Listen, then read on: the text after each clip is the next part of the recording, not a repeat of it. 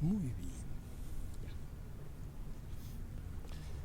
Recuerdan que la semana pasada, en la plática de la semana pasada, estuvimos comentando que el ser humano en el reino material se encuentra como muerto o dormido, debido a que ha perdido todo contacto y no se da cuenta de su esencia divina que es Dios. Esto es así porque, como comentamos en el relato de Adán y Eva, en primer lugar, en primer lugar, entonces el ser humano en el reino material está en un cuerpo material o físico hecho de polvo de la tierra, como dice el relato.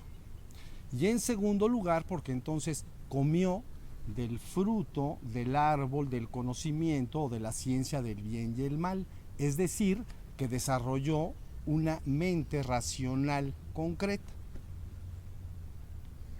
¿Estamos? Esta es la razón por la cual ha perdido contacto con su esencia divina que es Dios, porque ahora permanece el ser humano completamente identificado y cree ser su cuerpo físico y su mente racional. Si ustedes van con alguien y le preguntan, ¿tú qué eres o quién eres? Entonces seguramente esta persona les dirá, bueno, yo creo que soy mi cuerpo, ¿no? Yo creo que soy mi cuerpo y soy mi mente, soy mis pensamientos y todos los sentimientos y emociones ligados a mis propios pensamientos. Bien, pues en el relato de Adán y Eva esto se muestra muy claramente cuando se explica que al principio, cuando comieron del árbol del fruto prohibido, entonces no murieron literalmente como les dijo Yahvé que iba a suceder, sino que más bien se les abrieron los ojos y se dieron cuenta de que estaban desnudos. Esto nos indica que al ser humano en el mundo le sucede exactamente lo mismo. Él considera y cree que está vivo porque percibe a través de su cuerpo físico, número uno, y porque piensa con una mente, pero en realidad permanece muerto desde el punto de vista de su esencia divina o Dios, porque no se da cuenta absolutamente de ella. ¿Sí estamos? Bien.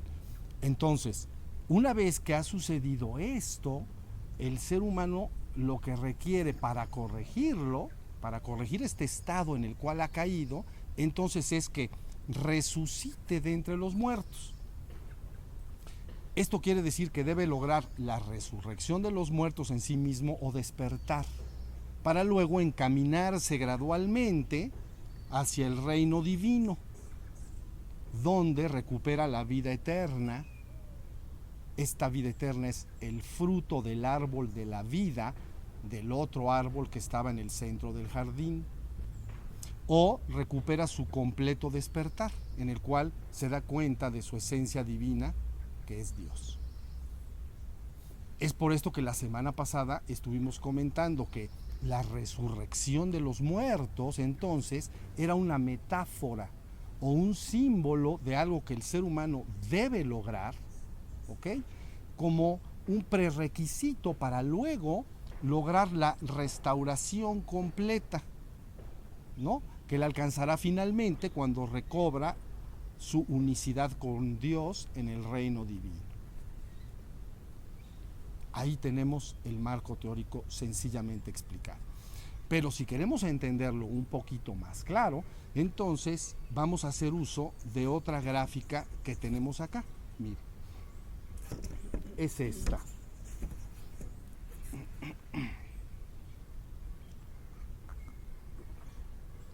Esta gráfica nos está indicando entonces precisamente el camino de regreso desde el reino material hacia el reino espiritual y finalmente hacia el reino divino, la única verdad que eternamente es.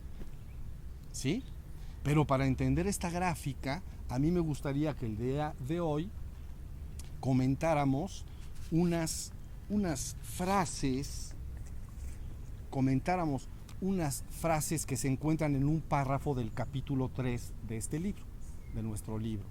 Este párrafo ha sido tomado a su vez de la primera carta de Pablo a los Corintios en el Nuevo Testamento. ¿Sí? Entonces vamos a leer primero de corrido todas estas frases y luego las vamos a analizar punto por punto. ¿Estamos? Bueno, vamos a empezar. Mira, aquí las tenemos. Vayan ligando lo que digo con lo que acabo de decir hace un momento. Vamos a empezar.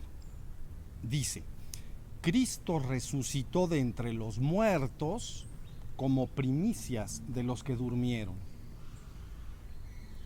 Porque habiendo venido por un hombre la muerte, también por un hombre viene la resurrección de los muertos.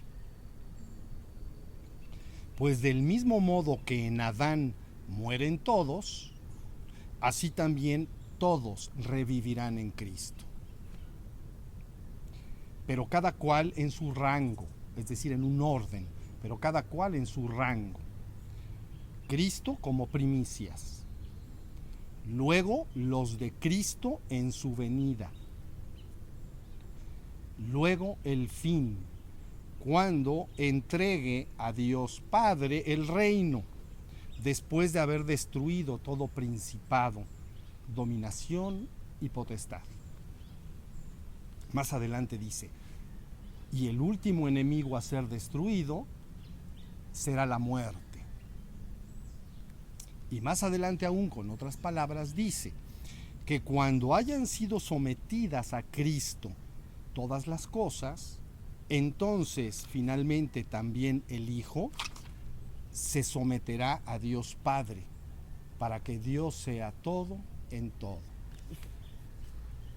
¿No está bonito esto? Está precioso. Vamos a explicar ahora frase por frase. Miren, síganme por favor.